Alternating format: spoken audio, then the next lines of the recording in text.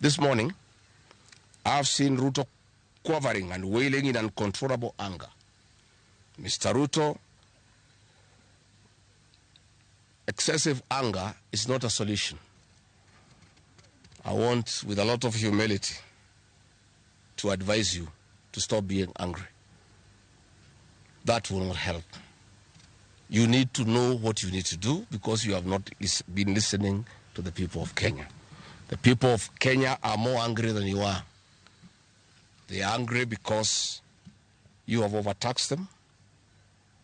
There is wanton corruption. There is abductions and extrajudicial killings. There is ethnic profiling and other ills that bedevil your administration. If you want to be calm, please abolish the housing levy and give dignity to the payslip. I have heard you saying that you cannot give jobs to the young people. Please restore the dignity of the payslip.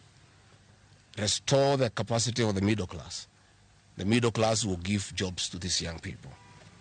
Stop killing and profiling the young people. Listen to them.